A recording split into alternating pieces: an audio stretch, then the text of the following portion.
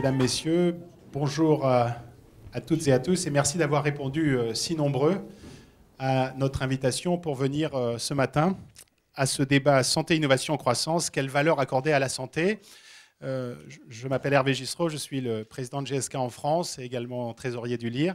Et je vous prie de bien vouloir excuser Dominique Amaury, le président du LIR, qui est retenu par des obligations à l'étranger et qui m'a demandé de le représenter ce matin pour faire ces quelques mots d'introduction. Alors le LIR, c'est une association qui existe depuis une dizaine d'années et qui regroupe 13 filiales françaises de laboratoires internationaux de recherche. Alors je ne vais pas vous faire la longue liste de ces 13 entreprises pharmaceutiques, entreprises du médicament, mais peut-être vous situer quand même le LIR en termes d'importance dans l'économie française à travers quelques chiffres, puisque nos 13 entreprises représentent presque 28 000 salariés, 9 centres de recherche et développement sur le territoire hexagonal, 24 sites industriels, 6 médicaments innovants sur 10 sortent de nos organisations et un patient sur deux, on peut dire, dans les pathologies en tout cas les plus fréquentes, sont traités par des produits des entreprises regroupées au sein du LIR. Donc je pense que, bien sûr, c'est quelques chiffres qui montrent toute l'importance représentée par ces diverses sociétés. Alors nous n'avons pas vocation à être une instance représentative, nous nous appuyons sur le LEM, bien sûr, pour ces activités-là. Notre positionnement à nous, c'est beaucoup plus d'être un think tank, un endroit finalement où nous cherchons à favoriser l'échange, être force de proposition et, si possible, aussi aller vers l'action aussi souvent que possible.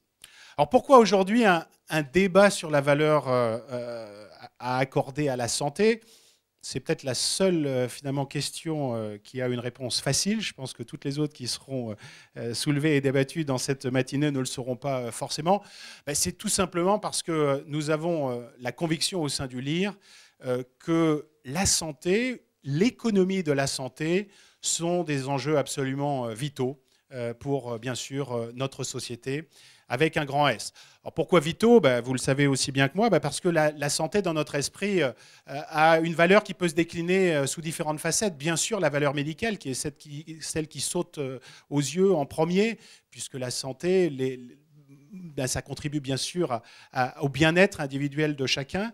Mais nous pensons aussi que la valeur peut se décliner sous l'angle économique et sociétal. Économique, pourquoi? Parce que particulièrement à un moment où on se pose la question de la sortie de crise, enfin j'espère qu'on commence à se poser aussi la question de la sortie de crise, eh bien incontestablement le secteur de la santé est un secteur qui peut être un vecteur de la relance de l'économie française. Et nous souhaiterions, en tant qu'entreprise du médicament, bien sûr, pouvoir positionner aussi la santé comme telle. Et puis, il y a toute la valeur sociétale. Tout ce débat, est-ce un coût, est-ce un investissement? Eh bien, nous avons la faiblesse de penser que la santé, c'est d'abord et avant tout un investissement pour l'avenir, un investissement pour nos enfants, un investissement pour les sociétés, pour la société dans l'avenir. Mais je pense qu'il y a beaucoup plus compétent que moi pour discuter et débattre de ce thème-là.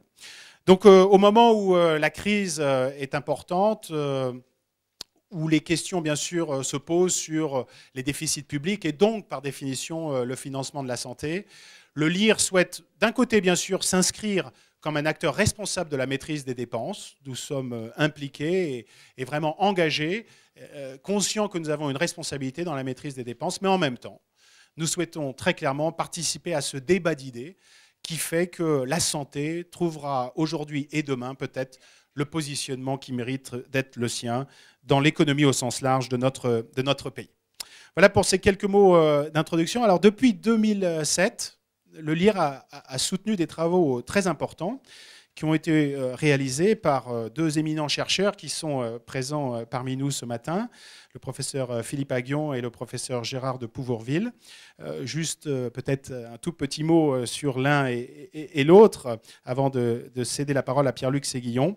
Le professeur Philippe Aghion, lui, mène des travaux sur croissance et espérance de vie. Bon, nous connaissons tous le professeur Aghion, de renommée internationale, professeur à l'université de Harvard, qui nous fait l'honneur et le plaisir d'être parmi nous ce matin, venant des États-Unis spécifiquement pour ce débat. Et je voudrais souligner, parce que je crois que c'est là ou l'une, non, je crois qu'on peut dire la reconnaissance quasiment la plus élevée dans ce domaine. Le professeur Aguillon a été également récemment élu à l'Académie américaine des arts et des sciences. Je pense que nous avons, en l'occurrence, véritablement là la reconnaissance de l'excellence des travaux de recherche du professeur Aguillon qu'il va partager pour partie avec nous ce matin.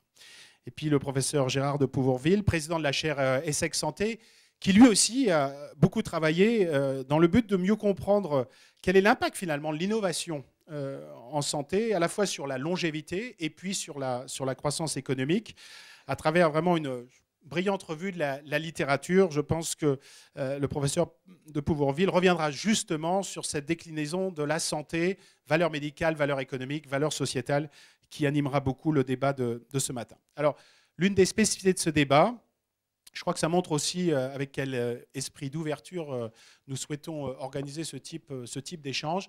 Ça n'est pas, vous savez, le type de discussion monolithique où tous les experts vont prêcher dans le même sens. Ce débat a pour vocation à être contradictoire. Je pense que le thème en lui-même suscite probablement déjà la controverse, mais nous souhaitions que des experts puissent apporter un éclairage différent, parfois contradictoire, peut-être même éventuellement polémique. Et nous avons donc invité 6 personnalités vraiment spécialistes de ces questions pour réagir, je dirais, aux présentations des professeurs Aguillon et de Pouvourville. Olivier Blin, Christian Saou, Jean-François Ray, Didier Tabuteau, Guy Valencien et Emmanuel Vigneron. Je vous remercie, messieurs, d'avoir accepté cette invitation pour participer à ce qui sera, je suis sûr, une discussion très riche et animée tout au long de cette matinée. Et sans plus tarder, je cède la parole à Pierre-Luc Séguillon.